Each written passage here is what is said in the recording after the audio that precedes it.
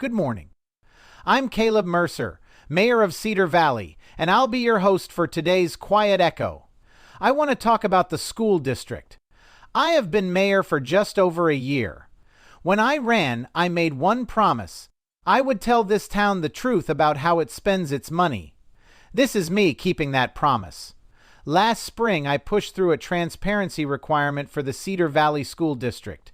Before every budget vote, the district must now publish 4 charts: average teacher salary over 10 years, average administrator salary over 10 years, cost per pupil over 10 years, salaries of the 4 highest paid administrators.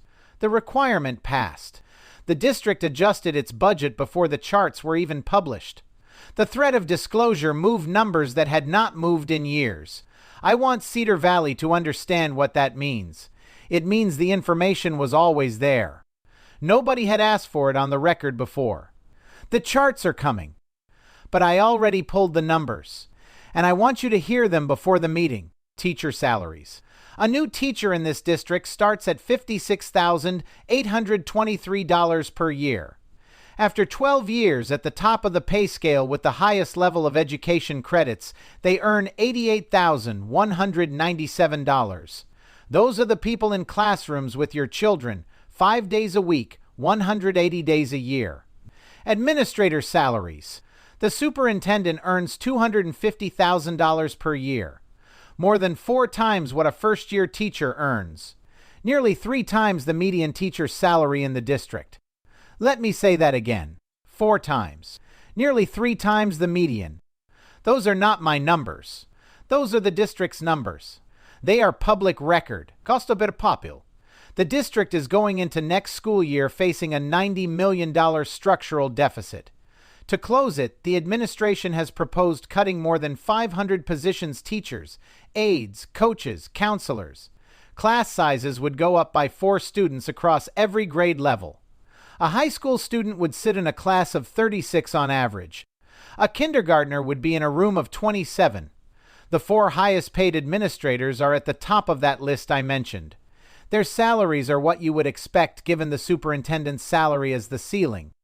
I am not going to tell you what to think about those numbers. You are Cedar Valley. You can do arithmetic. But I will tell you what I see. I see a district where the classroom absorbs every cut and the administrative layer does not.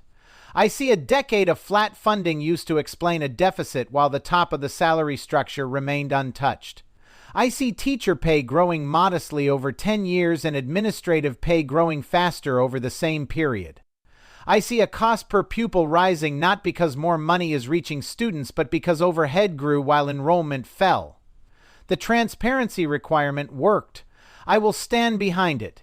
But transparency is not accountability. Transparency is the light you turn on. Accountability is what you do with what you see. I want to be honest about something. When the district adjusted its budget before the charts published, some people called that a win and moved on. I did not move on. A district adjusting its numbers because it knows someone is watching is not the same as a district building an honest budget because the community demands it. One is a response to pressure. The other is a standard. We have the pressure. We do not yet have the standard. Getting to the standard means the community stays at the table after the crisis is resolved.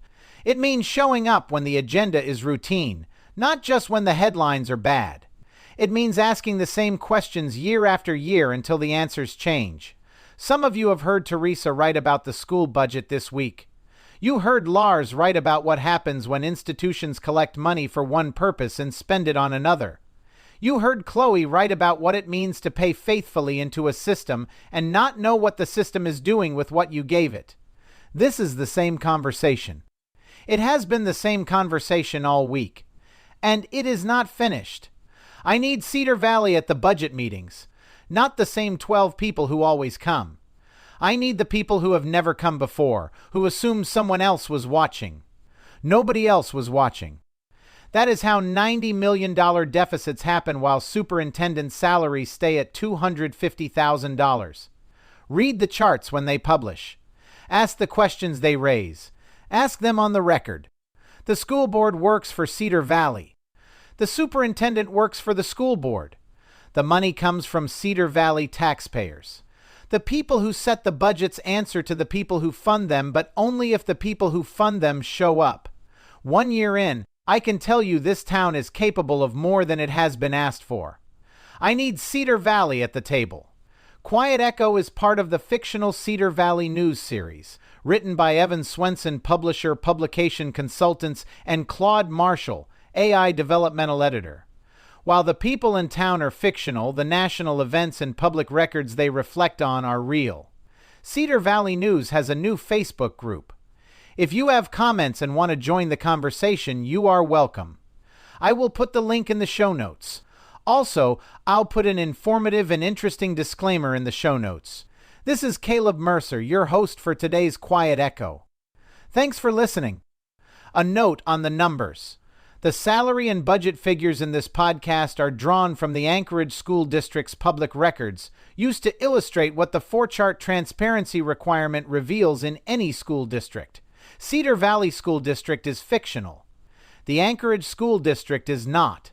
The pattern these numbers show is documented in public school districts across the country. Every school district in America is required to make these figures available under public records law. Listeners are encouraged to request the same 4 charts from their own school district. You've been listening to the Cedar Valley News Podcast, where small-town voices meet the headlines shaping our world. From faith and family to front porches and fields. We'll be back with more stories connecting real lives to real events. Until next time, keep your porch light on, your faith strong, and your heart open. This is Cedar Valley News.